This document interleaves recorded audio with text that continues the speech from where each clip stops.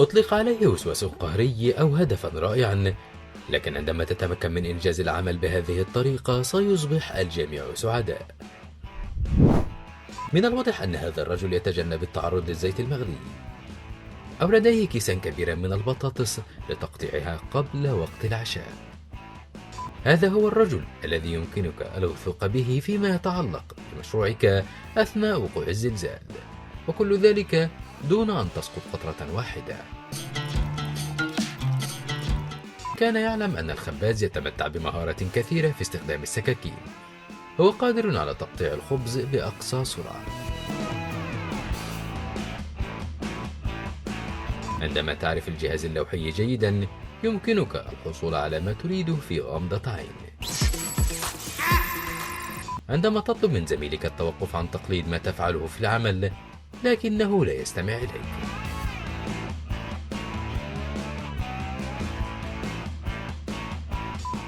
ربما سنرى يوما ما صانعي البيتزا الآليين، ولكن حتى ذلك اليوم لم نرى مثل هذا ومهارته الجيدة في التقليد.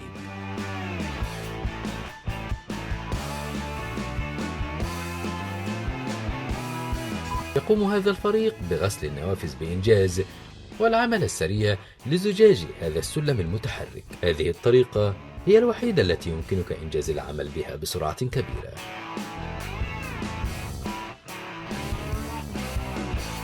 استأجر هذا المطعم نينجا حقيقيا للتنظيف بين الطاولات بين الضيوف.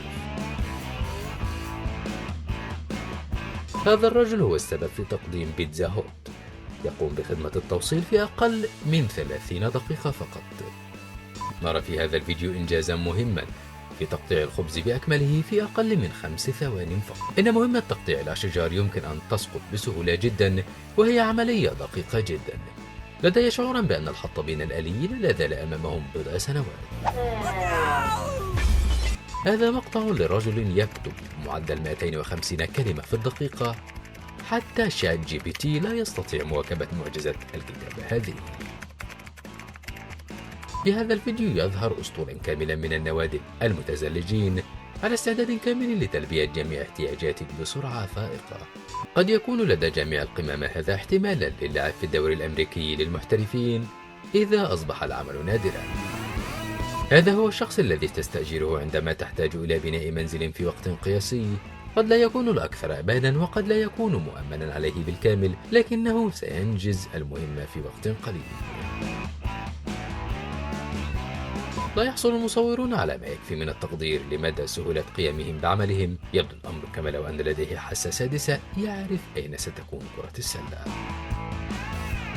قد تظن أن متاجر الفاكهة هي مكان يسهل السرقة فيه، لكن ليس عندما يكون لديك أشخاص يتمتعون بمهارة استخدام السكاكين كهذا الذي يعملون.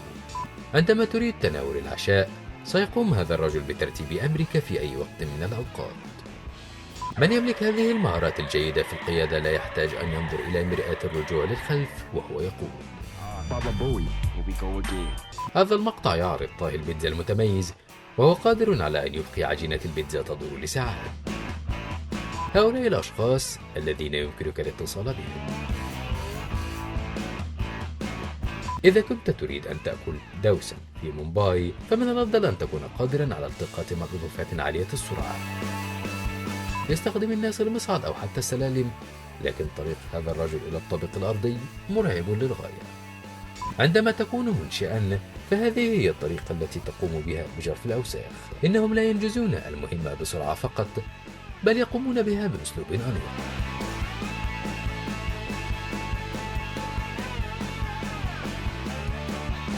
من يحتاج إلى موظفين إضافيين عندما يتمكن طاهي المعجنات هذا من تقطيع 300 مثلث في أقل من دقيقة. هناك أكثر من طريقة لتقشير البطيخ. هذه الطريقة الأكثر إرضاء للمشاهدة. هذا الثنائي لطبخ النان دون عناء مذهل جدا، حتى عندما تقضي حياتك بأكملها في العمل مع نفس الأشخاص المتميزين فلن تحتاج إلى البحث عن عمل في مكان آخر. لا يمكن حتى لآلة المصنع أن تتفوق على خبرة وسرعة هذا الطاهي. وجد هذا العامل طريقة مثيرة للاهتمام لتفريغ كومة ضخمة من الأنابيب البلاستيكية. هذا ما يحدث عندما تقوم بنفس الوظيفة لسنوات. من يحتاج إلى مسدس مسامير عندما يكون هذا الرجل هو المعادل البشري؟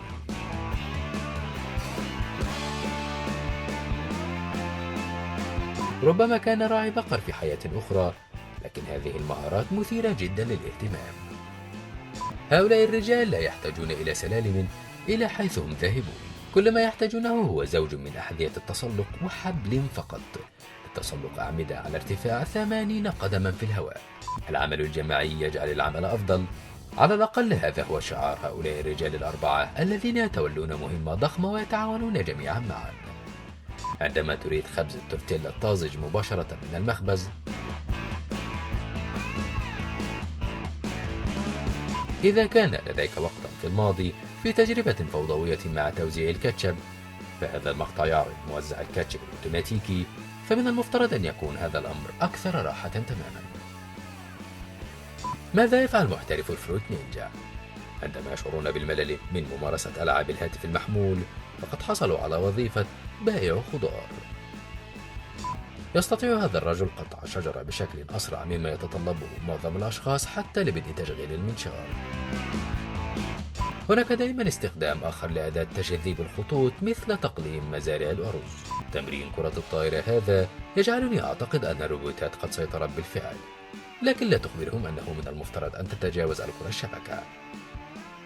في هذا الفيديو نرى أنه بفضل هذه السرعات سيكون بإمكانهم إنجاز المهمة قبل غروب الشمس.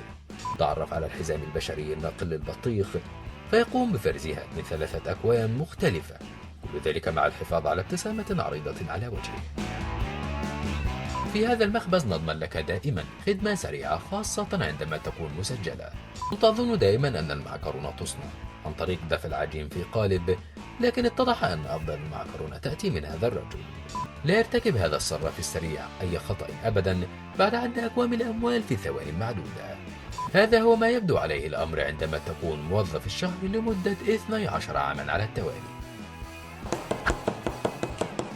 عندما تحتاج إلى تفريغ صينية كاملة من الكعكة الإسفنجية اليابانية، يقدم هذا الرجل عرضا يوميا.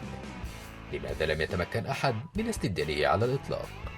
يتطلب الأمر يدا ثابتة وخبرة كبيرة لتتمكن من رسم خطوط كهذه. قد تتفاجأ عندما تعلم أن أشجار عيد الميلاد لا تبدو جميعها مثالية. يجب أن يتم قصها بواسطة محترفين خبراء في استخدام المناجم. تعمل أمينة الصندوق هذه بأقصى سرعة، يمكن لجهاز الكمبيوتر الخاص بها مواكبة ذلك. هناك سمة واحدة يشترك فيها جميع الرجال. لا يوجد شيء نكرهه أكثر من الاضطرار إلى القيام برحلتين، حتى لو كان ذلك يعني تحميل كمية كبيرة من الأشياء. إن حجم المهارات المعروضة الآن أمر لا يصدق، وأتساءل ما هي وظيفته السابقة؟ هل تعرف هذا الشعور عندما تقوم بتقطيع ورق التغليف وينزلق المقص بسهولة عبره؟ لابد أن هذا هو ما يشعر به هؤلاء الأشخاص عندما يقومون بقطع السجاد يدويا بأقصى سرعة. هذا المقطع يعرض كيف يمكنك كسب المال والاستمتاع به في نفس الوقت. إذا كنت تعتقد أن علامات الشوارع تم رسمها باستخدام قوالب الستنسيل، أقول لك فكر مرة أخرى. هذه الحروف المثالية هي نتيجة خبير. عندما يطلب منك زميلك في العمل أن تعطيه مجرفة، ربما لم يكن هذا ما كنت تتوقعه، لكن الأمر أسرع بكثير بهذه الطريقة. هناك أسلوب واحد لحمل الطوب، وهو بالتأكيد ليس لضعاف القلوب. في الواقع عليك حقا استخدام رأسك إذا كنت تريد أن تكون قادرا على المتابعة. عندما يكون السياج الذي طلبته أعلى من المتوقع، يمكنك الارتجال فقط. إذا كنت قد تساءلت يوميا عن كيفية تدريب رجال الإطفاء على صعود السلم عالي السرعة إلى المباني المحترقة، أظن أنك قد حصلت الآن على إجابتك. إذا كان بإمكانك اختراع آلة يمكنها صنع خبز التورتيلا بهذه السرعة، فسوف تجني الكثير من المال. حتى ذلك الحين، هذا هو الشخص المناسب للقيام بهذا العمل.